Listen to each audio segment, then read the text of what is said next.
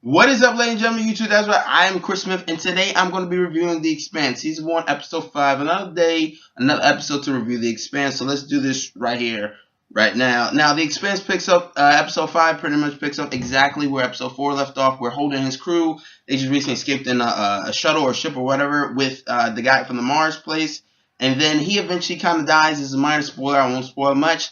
But he eventually dies, and then that kind of kills their witness as to making them innocent. Because without a witness, obviously, they can't be labeled as innocent. And without him, now they are kind of considered as branded terrorists. And now that they are branded terrorists, pretty much, him and his entire crew, it pretty much leaves a very awkward position because they have to kind of make a deal with an unlikely ally, and Johnson, which is a bit of Marine, I believe. His methods are a bit questionable, but, you know, that's kind of like where we lived off here, and that's kind of where the premise is. I won't spoil much, as I said, but here we go. Let's do this. Now, some things that I did like about this episode. I enjoyed seeing Miller at his best, because in this episode, it pretty much showed that Miller is a legit cop.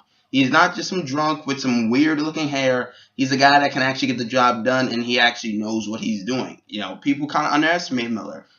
He eventually starts to kind of link Julie Mao with all these things with the Canberra and like Holden's crew. And be like, okay, everything's kind of working here. He starts to build up a conspiracy theory. I'd be like, okay, I like it. I like seeing his mind at work. But then he eventually kind of tells his friend this, you know, the girl that works with him, the secretary or whatever, you know, and she kind of just passes it off. And I was just like, wait, what are you doing? I thought you were kind of like buddies with him, but she just says maybe it's above your pay grade. So my thought was just like, why would she say that? You know, because one, my guess was maybe she's working with somebody linked to one of these people. You know, maybe she is in deep with somebody bad, linked to Julie Mao's disappearance or whatever. Who knows? But that was my thought while hearing that. I was just like, come on, lady. I thought you were supposed to be like buddies with him. But unfortunately, she doesn't. Now, the thing also, which was great about here, was the protesters, right? Because if you saw the protesters, the father and the daughter, I really kind of felt for their thing, and it felt very sad. And they were pretty good actors for the most part, where I was just like, I liked to seeing the protesters because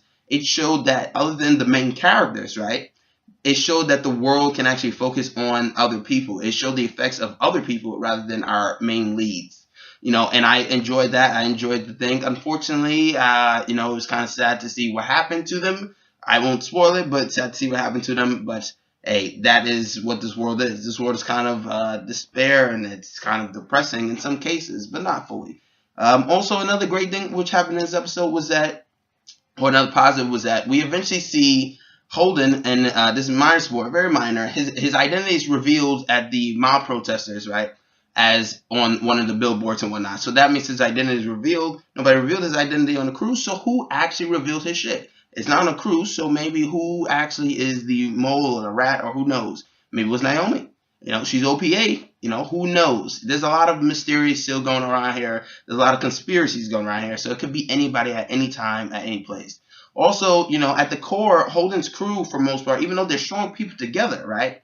Each and every one of them is pretty much just lost and scared, you know, because you see Alex, he's looking at his picture with his wife and kids. He just want to get home. All of them want to get home. They're scared, really. You know, together they have to be strong with each other, but alone you see that they're scared. You see Naomi kind of curling up. She seems lost and scared and kind of vulnerable for a bit, which you don't see when she's with the crew, but you see when she is kind of alone. So I was just like, okay, you're starting to see that not everybody who they say they are. They're trying to act tough for everyone else, but deep inside, they all are kind of scared.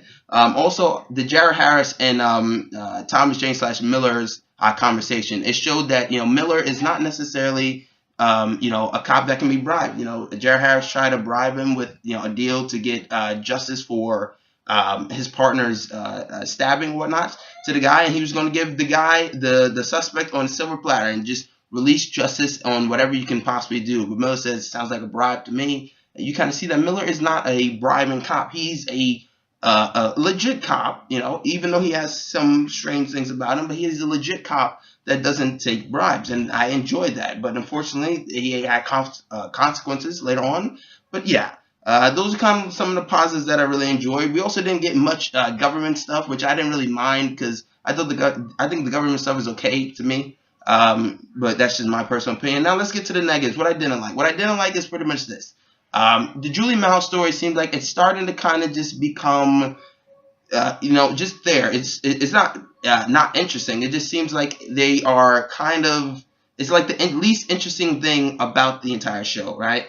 That's my thing. It's like you have Julie Mao. She links everything, right? But I feel like you can go to these different storylines, which seem like they link up better than the Julie Mao thing, and you can still get the end result as to what the conspiracy theory is. Also, another negative is that they didn't necessarily, when they explained Miller's partner's death, right?